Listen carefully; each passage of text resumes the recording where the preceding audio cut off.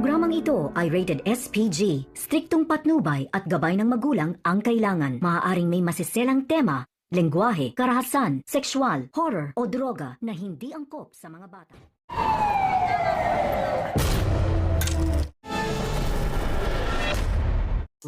Hindi nga makapaniwala si Ramon na aksidenteng nasundan sila nitong si Rigor. Kaya naman dito paulit-ulit ng pinaamin ni Tanggol si Enteng. Subalit sinabi ni Enteng na wala siyang alam. Si Lena umano ang naglagay sa kanila sa alanganin. Kaya sa pagkakataong ito ay bigla ngang tumunog ang cellphone nitong si Enteng. Tawag mula sa kanyang ina. Ngunit si Rigor ang nasa kabilang linya at sinasabi na hindi umano nagawa ni Enteng ang pinagagawa nito na paslangin si Tanggol at Ramon. Kaya binigyan pa ng huling pagkakataon ni Rigor si Enteng na ayusin ang lahat upang sa ganon ay hindi nga bangkay na aabutan ni Enteng ang kanyang ina. Kaya naman dali-dali nga pumunta si Enteng sa kinaroroonan nitong si Rigor. Subalit hindi naman napansin ni Enteng na sinusundan na pala siya ni Tanggol. Narinig ni Tanggol ang pinag-usapan nitong si Rigor at Enteng. At mas lalong ikinagulat pa ni Tanggol na itong si Enteng ay sunod-sunuran pala sa mga utos ni Rigor na pati ang kanyang mga sariling kaibigan ay pinapaslang nito. Kaya naman sa pagkakataong ito ay kumbinsido na si Tanggol na balak silang paslangin nitong si Enteng. Kaya dito na sa pagbalik nga ni Enteng at itong si Tanggol sa kanilang dating hideout ay kinumpronta na ni Tanggol ang kanyang kaibigan. Sinungaling umano si Enteng dahil nalaman niya ang tunay na pinagpuntahan nitong si Enteng at nakikipagsabuatan siya kay Rigor. Kaya naman si Enteng ay wala na nga siyang pagpipilian pa.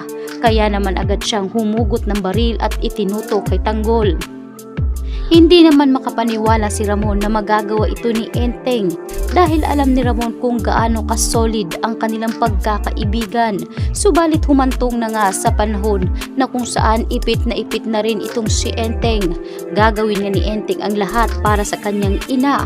Taliwas sa mga pinaliwanag nga nitong si Tanggol. Kaya naman agad nga sinabi ni Tanggol na kung ito ang magpapalaya sa kanyang inang si Mirna ay bakit hindi iputok ni Enteng ang kanyang baril. Handa umanong magpakamatay si Tanggol para maisalba ang ina nitong si Aling Mirna. Kaya naman agad ngang sinabi nitong si Ramon na wag umanong gagawin ni Enteng dahil magkakasubukan sila. Hindi umano papayag si Ramon na mapaslang nga nitong si Enteng ang kanyang anak. Kaya naman hindi na rin nagpaawat itong si Enteng at dahil litong-lito na ay agad ngang nabigla si Enteng at nakalabit niya ang gatilyo ng kanyang baril. Dito nga bumulagta si Tanggol at natumba. Kaya sa pagkakataong ito ay nanglalaki na lang ang mata ni Ramon. Naghihingi naman ng tawad itong si Enteng dahil naiipit siya sa sitwasyon. Subalit pinaliwanag ni Tanggol na may pagkakataon pa na maitama ni Enteng ang lahat. Handa niya umanong tulungan si Enteng. Kailangan nilang magplano ng mabuti. Kaya itong si Enteng ay parang nahimasmasan. Humingi siya ng tulong dito kay Tanggol na mabawi ang kanyang inang si Aling Mirna. Pinangako ni Tanggol na makukuha nila si Aling Mirna. Subalit itong si Ramon ay galit na galit kay Enteng dahil bakit umano nagawa ni Enteng na ipagkanulo ang kanyang sariling kaibigan.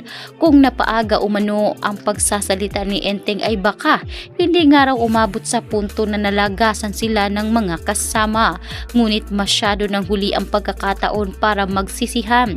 Sa pagkakataong ito ay sasabihin nga ni Enteng kay Rigor na wala na itong si Tanggol. Pinaslang niya.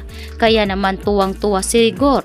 Ngunit ang hindi alam nitong si Enteng ay hindi pala susunod sa pinag-usapan si Rigor dahil itong si Rigor ay tinuluyan na si Aling Mirna.